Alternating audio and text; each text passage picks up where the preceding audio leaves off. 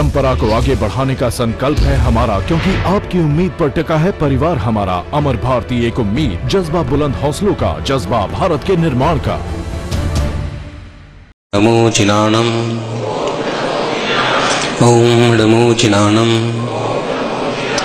ओम नमो जिनानम। सुरिंद्र सेठ मुनि कुंजर आदि सिंधु तपत शिष्य महदो महावीर कीर्तिम। पट्टे सुतस्य नियदम अधिसोहितं वा सूरिं नमामि शिरिषं अधिसायरं तम्। सूरिं नमामि शिरिषं अधिसायरं तम्। जयकारा। आदिम तीर्थेश्वर आदि विधाता आदिनाथ भगवान की, वर्तमान जिन शासन नायक वर्धमान महावीर भगवान की, आचार्य श्री आदिसागर जी महाराज की, आचार्य जी महाराज की।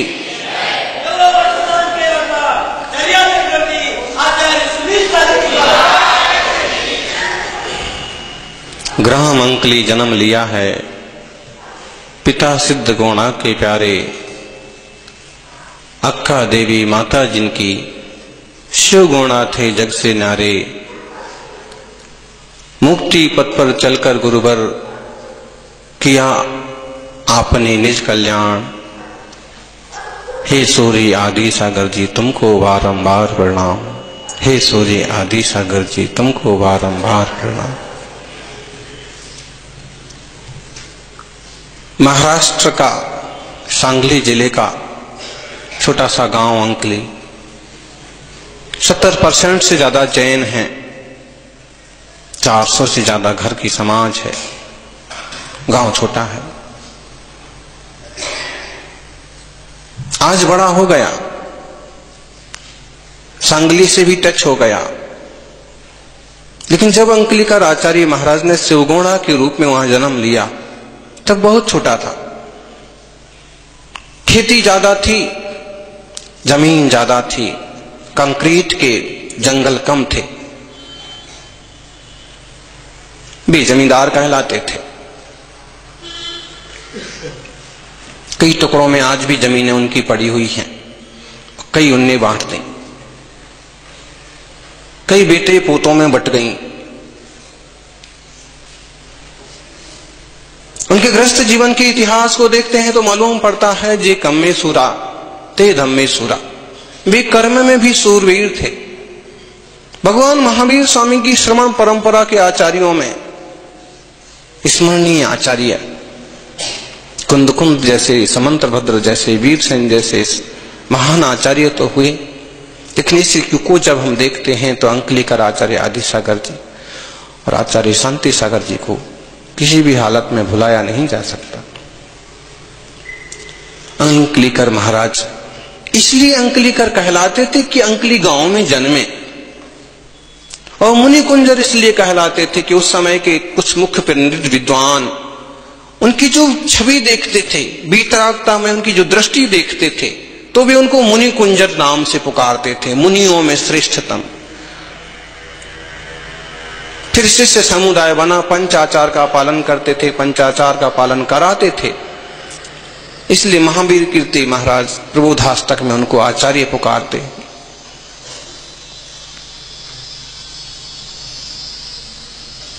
वैराग्यमय जीवन रहा उनका, बचपन तो शूरवीरता में रहा। कितने प्रसंग मिलते हैं, नारियल के पेड़ पर यूं आसानी से चढ़ जाना और नारियल को मुक्के से फोड़ देना। जादू में देखते होंगे आप, लेकिन वो रियल में करते थे, मुक्के से। काशी फल कद्दू बड़ा फल होता है, हाथ से नहीं तोड़ा जा सकता, काफी मजबूत होता है। उसको पटक करके भले तोड़ दिया जाए, बहुत जोर से उस पर बैठ जाए तो टूट जाए, यूं आसानी से टूटता नहीं है। लेकिन वो उसको हाथ से ही तोड़ करके, और उसको पुरानी कथा में लिखा है कि कद्दू भी वो कच्चा खा जाते थे। इसका मतलब भुक्कड़ नहीं थे, जैसे बच्चों में एक उत्साह होता है, युवाओं में, किशोरों में एक स्पर्धा होती है, मस्ती होती है, उस टाइप से कि तुम खा सकते हो क्या, तो और उन्हें कुछ नहीं होता था। आप खाओगे तो पेट दुखेगा, कच्चा कैसे खा सकते हैं। उन कथाओं में लिखा है कि नाश्ते में किलो भर मूंगफली और किलो भर गुड़,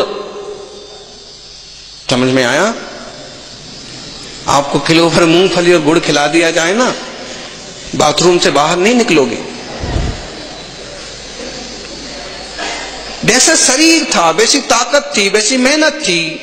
जब हम उनकी मेहनत के बारे में सुनते हैं तो जो गन्ने की खेती होती है,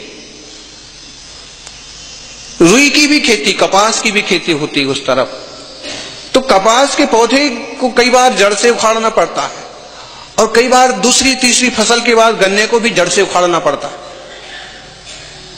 तो संस्मरण में लिखा है कि वे इतने मजबूत थे, ताकतवर थे कि गन्ने को उखाड़ उखाड़ करके 1 घंटे में अपनी बैलगाड़ी भर करके पूरी गांव में लेके आ जाते थे। अब बताइए, एक गन्ना उखाड़ने में आपको कम से कम कितनी ताकत लगाओ तो 5 मिनट तो लग ही जाए, और उखड़े ना उखड़े, जड़ें उसकी गहरी होती हैं। तीसरे टाइम में भी उसको उखाड़े तो भी मेहनत तो लगेगी लगेगी। मालूम होगा आपको, कई बार कुछ गन्ने ऐसे होते कि 2 बार गन्ने आते हैं, 3 बार भी गन्ने आ जाते हैं। उस ढंग से उसको संभाला जाता है। अब बताइए कितनी ताकत और कितनी क्षमता और कितनी फुर्ती होगी ऐसे उखाड़ उखाड़ करके, और सब गाड़ी में भर करके। एक आध कोई सहयोगी रहता होगा, लेकिन तो कर्म में भी सूरवीर थे। जिनालय बना सबसे आगे थे, बड़ी बड़ी सिलाएं, कोई क्रेन, कोई ज्यादा मजदूरों को सहयोग जरूरी नहीं, खुद भी ताकत लगाते, खुद भी सहयोग करते और बड़ी बड़ी शिलाओं को मंदिर के शिखर तक पहुंचाया। आज भी मंदिर बना हुआ है।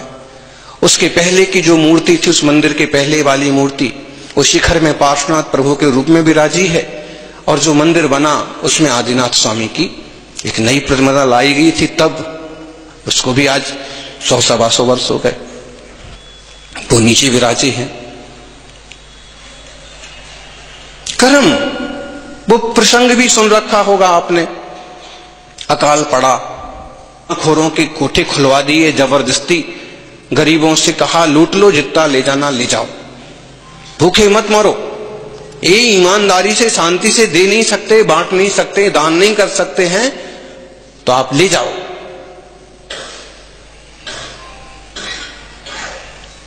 कोई कुछ नहीं कर पाया।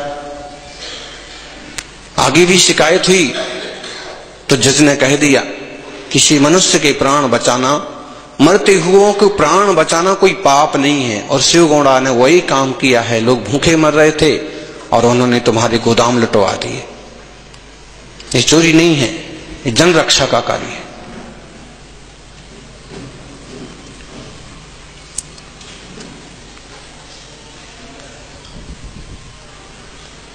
ये सारी खेल तमाशों में कहिए, उनकी आध्यात्मिक रुचि भी थी। अप्पा शास्त्री ऊदगांव में रहते थे, और भी शिव गौड़ा जी नदी पार करके, तब इतना मजबूत बड़ा पुल नहीं था, छोटा पुल था, नदी आती थी तो डूब जाता था। आज भी है छोटा वाला पुल, लेकिन आज भी डूबता है। तो भी वो स्वाध्याय के लिए नदी पार करके जाते थे। स्वाध्याय नहीं छूटना चाहिए। पढ़ने की रुचि थी, धर्म की रुचि थी। फिर उसमें भी ऐसे संयोग बनते गए। छोटी उम्र में पिता का देहावसान हो गया, परिवार की, गांव की, समाज की कई सारी जिम्मेदारी सिर पर आ गई। क्योंकि पिता गुजर गए, मां ने संभाला, अक्का बाई ने। लेकिन 30-32 के नहीं हुए कि मां गुजर गई। पत्नी के सहारे चलने लगा, लेकिन पत्नी सासू मां नहीं रही, कोई बड़े बुजुर्ग नहीं रहे, और कहिए किसी तरह की बीमारी। तो 35-36 के होते होते वो भी, उसके भी किसी अस्वस्थता के कारण से देहावसान हो गया, या ऐसे कहिए कि शिवगोड़ा ने फिर जब देखा कि अब तो ये जाने वाली है तो नमोकार सुना करके उसका समाधि मरण कराया।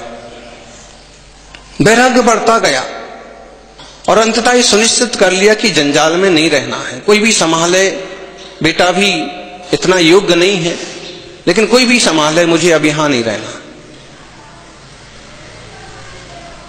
बहन थी आदूबाई,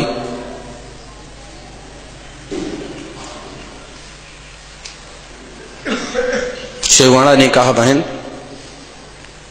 इतिहास में खूब सुना है कि बहन की रक्षा भाई करते आए, लेकिन एक नया उदाहरण हम चाहते हैं कि तुम भाई की रक्षा करो। कैसे? हमारे बच्चों की, बालगोड़ा पाटिल और पुत्री हीरा की रक्षा तुम करना, सार संभाल तुम करना। अब मैं दीक्षा लूंगा, मुझे आत्म कल्याण करना है, इस हजार अनित्य संसार से मुझे पार जाना है, कर्मों का क्षय करूंगा, तपस्या करूंगा। बहन स्वभाव को जानती थी, एक दो बार पहली बात हो चुकी थी, इसलिए भाई की बात स्वीकार कर ली। ठीक है, भाई बहन का प्यार कब कैसे काम आता है उसका एक पुराना उदाहरण। अभिभूत हुआ रोम, शांत हुआ चित्त, अद्भुत दर्शन तुम्हारे जिनवर, धन्य हुआ हर जीव, सौभाग्य आपको बुला रहा है।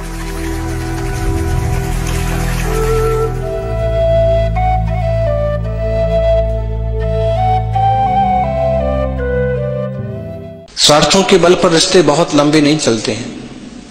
आज हम देखते रिश्तों में स्वार्थ ज्यादा होता, आत्मीयता होना चाहिए।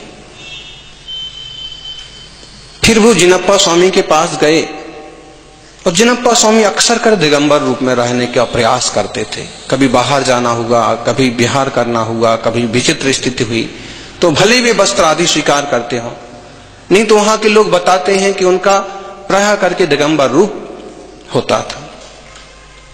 सब जानते हैं उस काल में कई सारी कमियां आ गई थी साधुओं में। कुछ बचे थे जो एकांत में कुछ साधना करते हों, उनसे क्षुल्लक दीक्षा स्वीकार के आदिसागर नाम पाया।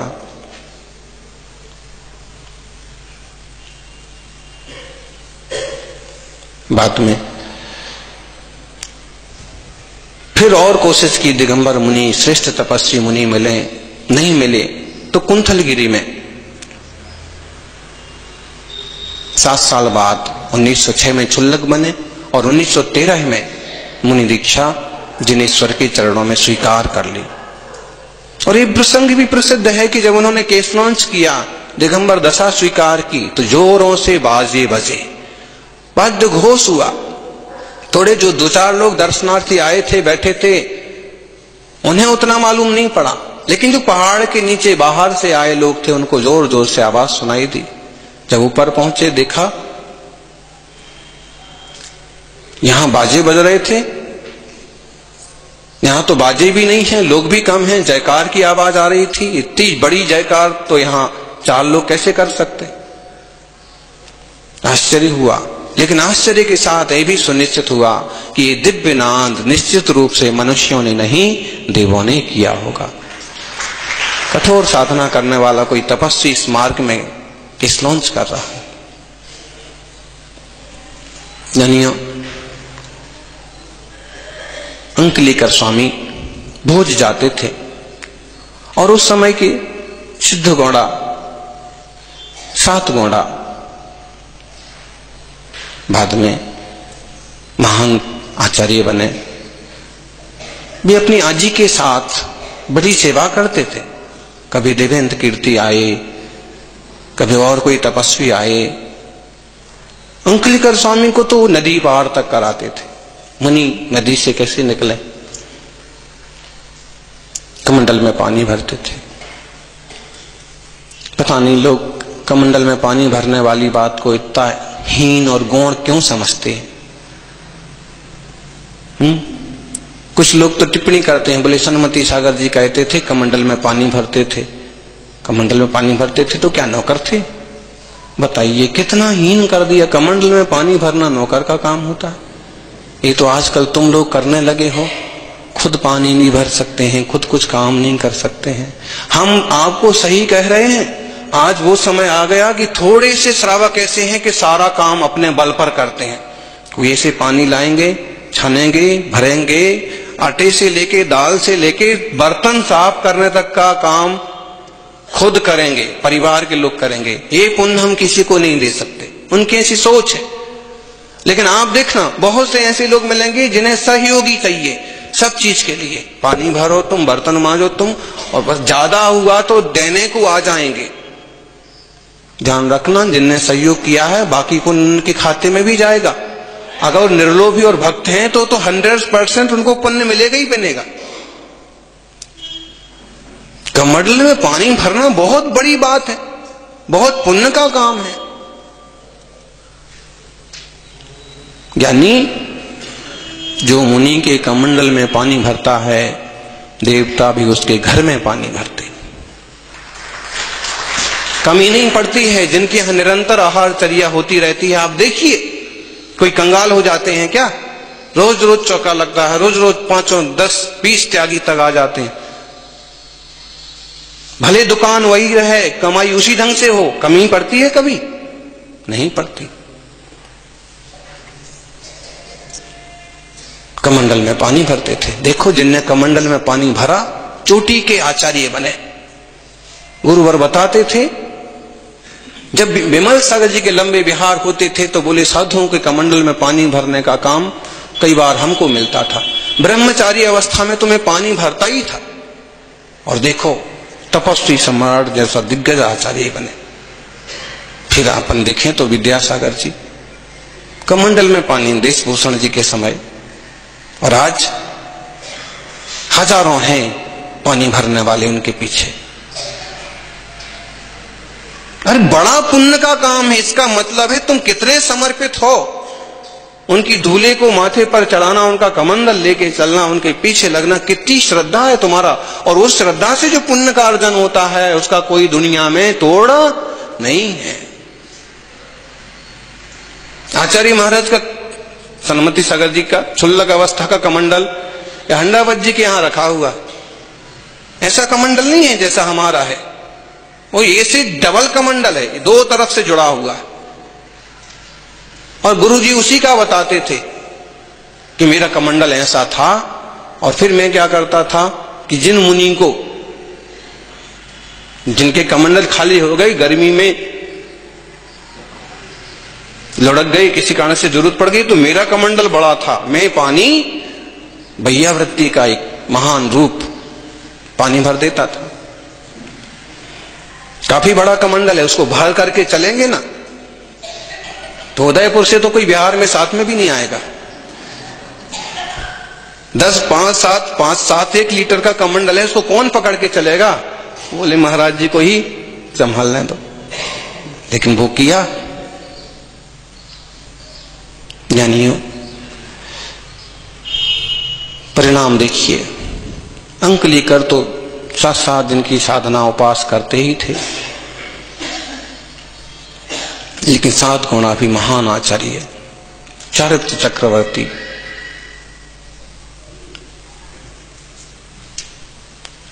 कठोर साधना के पीछे उनका एक अपना रहस्य था। आत्मशुद्धि ही लक्ष्य था।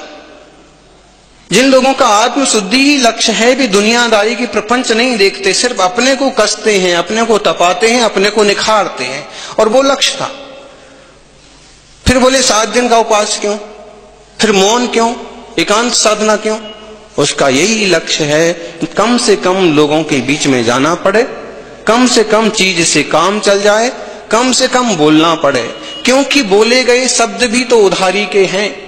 यानी एक चिंतन हमने अभी बताया साधुओं को कि जैसे हम किसी की पुस्तक लेते हैं, किसी की कोई चीज लेते हैं और उसको बड़े इत्मीनान से संभालते हैं। देखो भाई उनकी चीज है, खराब नहीं हो जावे, टूट ना जावे, बिगड़ ना जावे, भाई अगर टूट गई बिगड़ गई तो उन्हें अविश्वास हो जाएगा, खो गई तो भी सोचेंगे चोरी कर ली है, तोड़ दी है, तो गड़बड़ नहीं हो जाए, सावधानी रखते हैं। जैसे हम दूसरों की दी गई चीज पर जो हमें वापस करना है पूरी सावधानी रखते हैं, वैसे हमें शब्दों की भी पूरी सावधानी रखना चाहिए।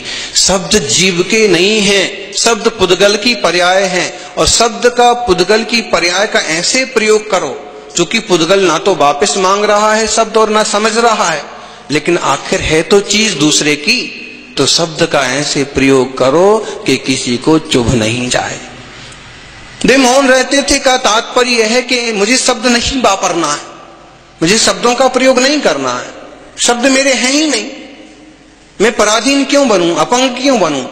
सही कह रहा हूं, आप लोगों को प्रवचन जरूर करता हूं, कभी कभी विचार आता है कि मैं बहुत अपंग हूं। क्यों? हाथ पांव का अपंग होना ही अपंग होना नहीं है, मुझे बोलना पड़ रहा है। महावीर तो बिना बोले प्रभावित कर देते थे और लोगों के जीवन बदल जाते थे। हम कितने कमजोर हैं कि बोलना पड़ता है, रोज रोज बोलना पड़ता है और चिल्ला के बोलना पड़ता है।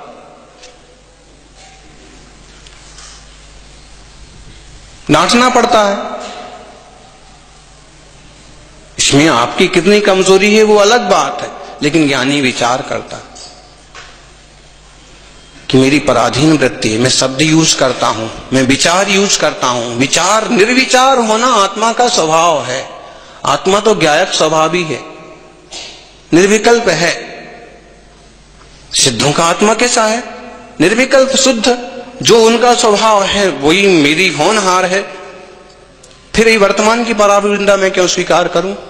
और शायद इसी तरह की चिंतन के कारण से भी समाज में उलझते नहीं थे, शब्दों में उलझते नहीं थे, बस कुछ नहीं। समय सार की 270 नंबर की गाथा उन पर घटती थी, और उस गाथा की टीका में अमृतचंद्र स्वामी ने मुनि कुंजर का अर्थ बड़ा भारी अर्थ किया। राग द्वेष मोह की परिणति से रहित महान साधक।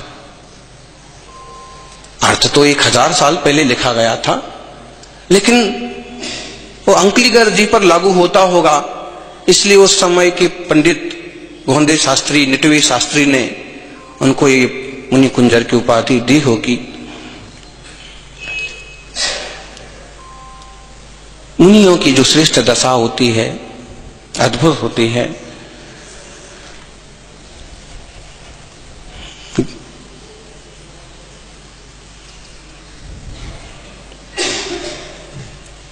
बहुत प्रसंग है कि दीक्षा के भी, साधना के भी। समाधि तो अद्भुत हुई। शिवरात्रि फाल्गुन कृष्णा त्रयोदशी जिस दिन हम बैठे हैं साथ में, इसी दिन उन्होंने देह का विसर्जन किया था। लगातार 14 दिन के उपास, 14वां दिन होगा 1944।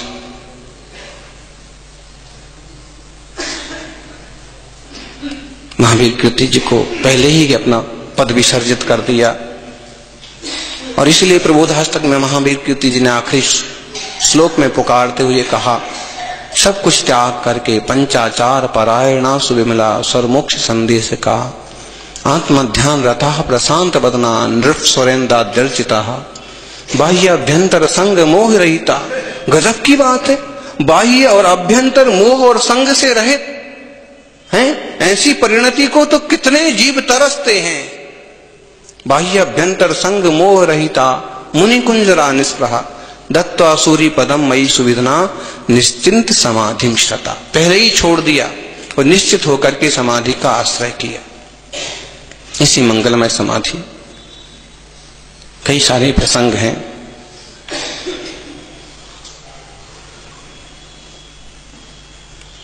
गृहस्थ अवस्था की बात है। एक खेत में काम कर रहे थे, करवा रहे थे, गन्ने तोड़े जा रहे थे।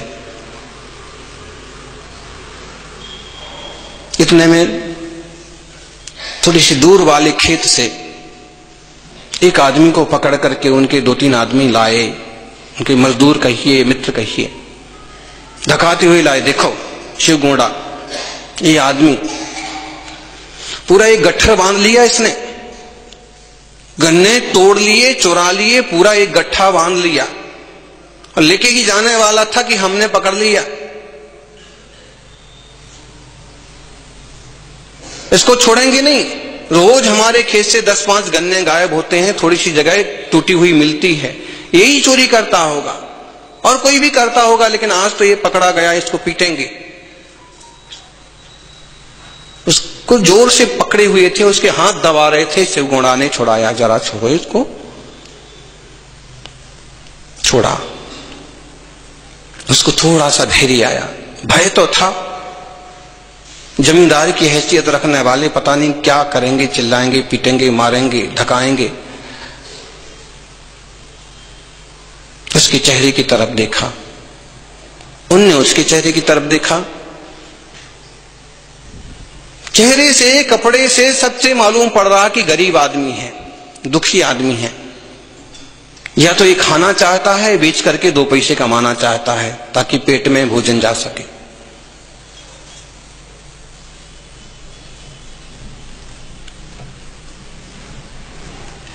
शिवगोड़ा की चेहरे की तरफ देखते ही उसका भय कुछ कम हुआ। जो अभी तक कांप रहा था, थोड़ी शांति आई कि ये व्यक्ति पीटने जैसा तो नहीं दिखता। सुना है कि दयालु हैं, तो शायद दया आई है इनको। और इतने में उनने कहा, और जो साथ में काम कर रहे थे, कि यो जो अभी गन्ने तोड़े हैं और एक गट्ठा बांधो।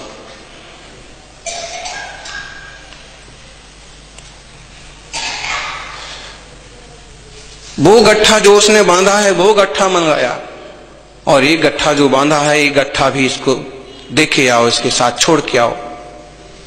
लोग कहने लगे, क्यों? ऐसे तो रोज रोज चोरी होंगी, ऐसे तो लोग हमको लूट लेंगे। उन्होंने कहा कि देखो, शरीर पर फटे हुए कपड़े हैं, पेट अंदर घुस रहा है, आंखों से ओज गायब है, भूख प्यास के मारे मुंह सूख रहा है, और तुम्हें इसको पीटना दिख रहा है। अगर इसके पास इतना ही कुछ होता तो तुम्हारे यहां चोरी करने क्यों आता? ये पीटने का, धिक्कारने का पात्र नहीं है। इसकी सहायता करो। अगर इसका पेट भर जाएगा तो ये कल चोरी करने नहीं आएगा। कल इसको फिर से हमारे यहां काम मिल जाएगा तो परसों से चोरी करना बंद कर देगा। लोगों को बात समझ में आई। एक गट्ठा उसने लिया, एक गट्ठा शिवगोड़ा ने एक आदमी के हाथ से उसके ठिकाने पर भिजवाया। लोग देखते रह गए, सोचते रह गए कि चोरों को केवल पीटा नहीं जाता है, जरूरत समझ करके, मजबूरी समझ करके सहायता भी की जाती है। एक संवेदनशील जीवन उनका शुरू से रहा, और हमें भी संवेदनशील होना चाहिए। थोड़े से रिश्ते होते हैं जो मां के पेट से बन करके आते हैं, बन जाते हैं। बहुत रिश्ते ऐसे होते हैं जो बनाना पड़ते हैं, और वो जानवरों से भी बनाए जा सकते हैं, गरीबों से भी बनाए जा सकते हैं। और वो रिश्ता होता है दया का, मैत्री का, आत्मीयता का। सज्जनों,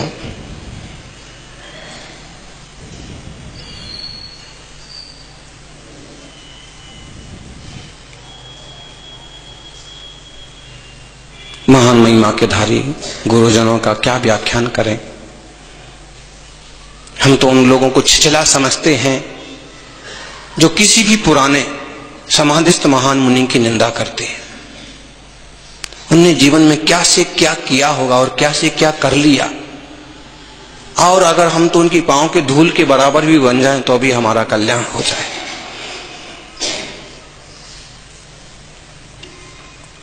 दिशात उपास करते थे, उनने सिंह निष्क्रिय किया, इतना मौन रखते थे, इतनी लंबी यात्रा की। अंश भर हमको मिल जाए ना उनके पुण्य का तो अभी हमारी पर्याय सार्थक हो जाए, लेकिन मिलता नहीं है। मिलाने का ये तरीका है कि आज भले हमारे बीच में नहीं है लेकिन हम याद कर रहे हैं, मतलब उनके गुणों को पसंद करते हैं, हम उनको पसंद करते हैं, हम उनके जैसा कुछ पाना चाहते, बनना चाहते। बस हम तो इतना ही कहेंगे कि अगर कोई पूछे कि जिंदगी में क्या खोया और क्या पाया, अगर कोई पूछे कि जिंदगी में क्या खोया क्या पाया, तो मैं कहूंगा जो कुछ खोया वो मेरी नादानी थी, जो कुछ खोया वो मेरी नादानी थी, और जो कुछ भी पाया वो गुरुदेव की मेहरबानी थी। जय बोलिए 24 तीर्थंकर।